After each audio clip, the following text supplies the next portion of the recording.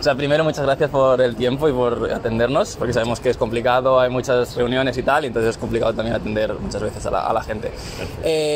Primera pregunta, dentro de la organización, como una organización como Intermon Oxfam, que es una ONG, etcétera, ¿qué papel tiene el área de cambio climático?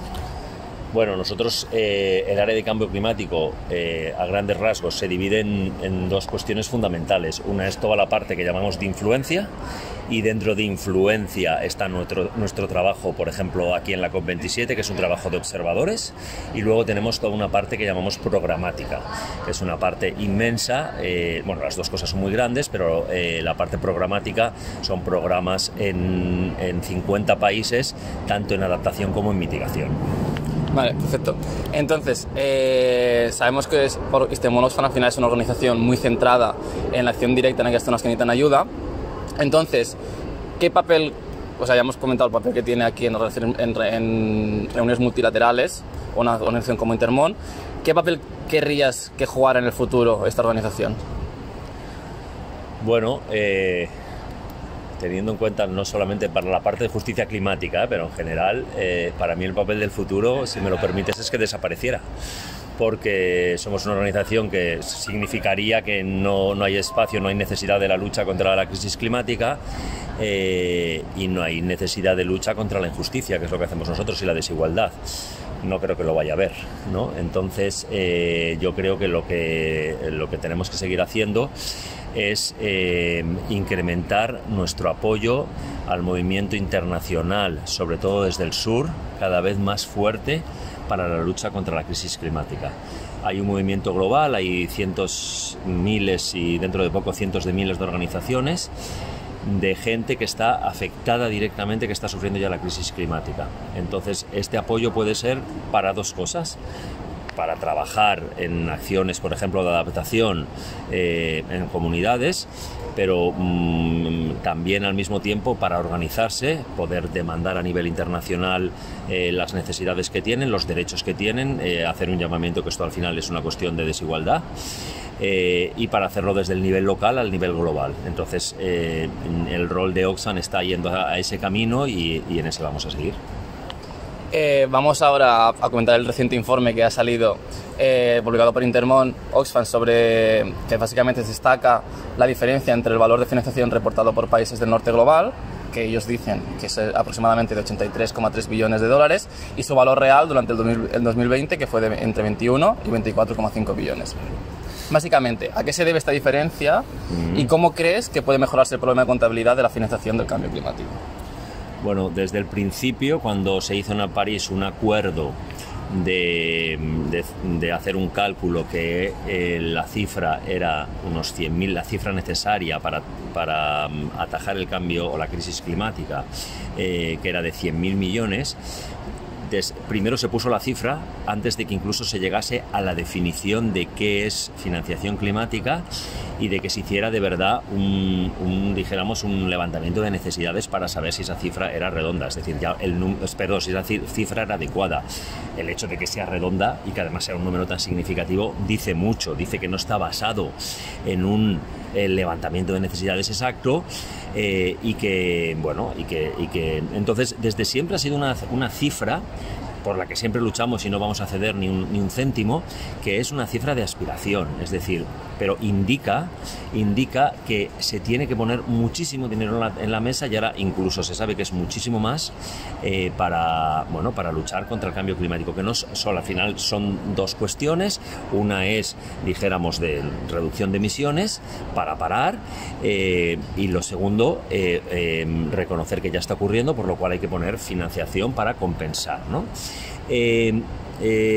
La cifra, ¿por qué hay tanta disparidad entre 86 y 20, bueno, los que calculamos nosotros en los diferentes niveles? Bueno, en primer lugar, porque efectivamente no hay claro qué es lo que se está contando. Entonces, podemos demostrar claramente que hay muchísimos casos de cientos de millones que se cuentan con doble contabilidad, es decir, que ya se habían asignado para una acción que sí toca de manera más o menos cruzada lo que es la el cambio climático, pero no era su motivo principal, por lo cual eso no se puede contar. Luego nosotros también somos muy duros o muy claros en todo lo que son créditos. No descartamos todos los créditos, pero si son créditos que claramente van asociados, dijéramos, al desarrollo o a desarrollar o a fomentar la empresa privada, dijéramos, sobre todo los créditos se dan mucho en mitigación en la parte energética, ¿no? Es decir, si tú estás haciendo una inversión para que una compañía, normalmente del país de origen, se establezca en un país X para que sí puedan poner una red de renovables, etcétera, pero es un crédito que básicamente esto no lo podemos contabilizar como tal. Y entonces, así como puedes ver, al final estamos hablando de porcentajes, ¿no? Del 80 y tanto que dicen haber cumplido al 20 y tantos % que es real de los 100.000 millones. Además, esto choca mucho, ¿no? Cuando tuvimos en el mundo la crisis del COVID, donde vimos claramente que los países del norte global fueron capaces de desarrollar 15 trillones de dólares para mitigar o para luchar contra esta crisis de la pandemia. Y esto choca obviamente con el objetivo que nos ha llegado aún de los 100 billones de dólares y además que es mucho menor de lo que realmente se dice desde el norte global. Entonces, ¿cuál crees que puede ser la manera de aumentar este objetivo de financiamiento y poder llegar a él realmente? Bueno, efectivamente dinero hay. O sea, el problema no es de dinero, el problema es el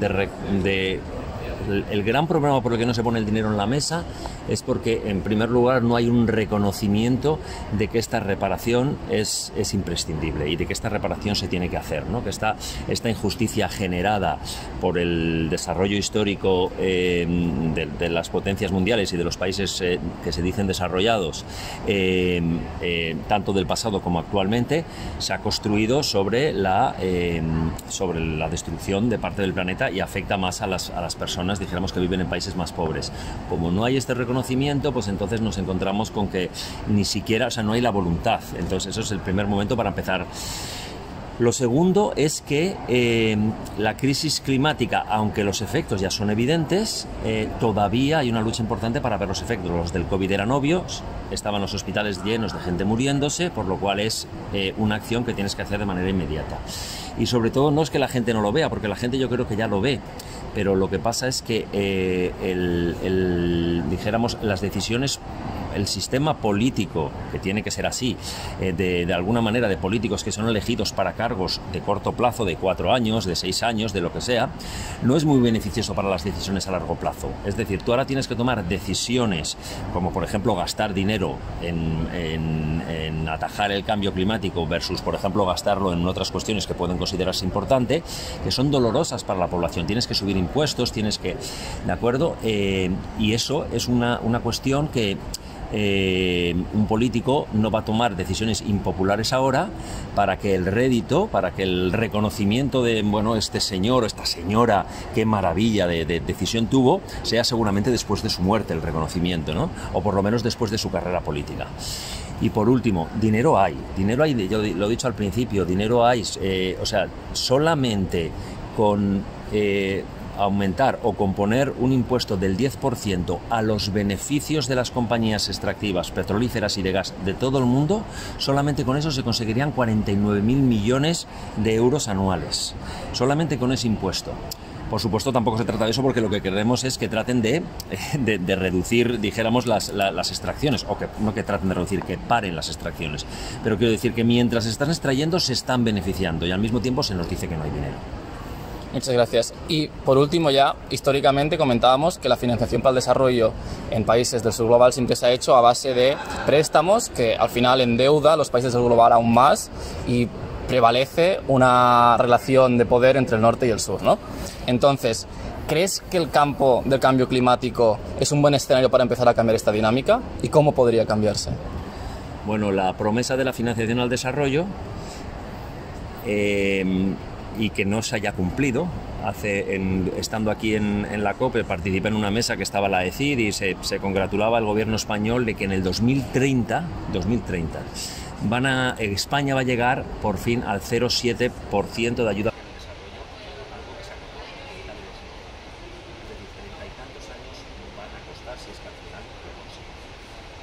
¿Por qué no se ha conseguido? No es por falta de dinero, sino por falta de voluntad política, por falta de... y mucho de ellos, entonces, parte de esto es decir, bueno, pues si vamos a hacerlo, lo hacemos con créditos, que al final es negocio. dinámica está exactamente igual a día de hoy, o sea, la parte conceptual, la parte ética no ha cambiado, es exactamente igual que el que nos supone los derechos. Y mientras no se cambie esto, difícilmente vamos a conseguir que el compromiso de poner en la mesa esperemos que no tengamos que esperar a ver que sea evidente que sea. Vale, muchas gracias.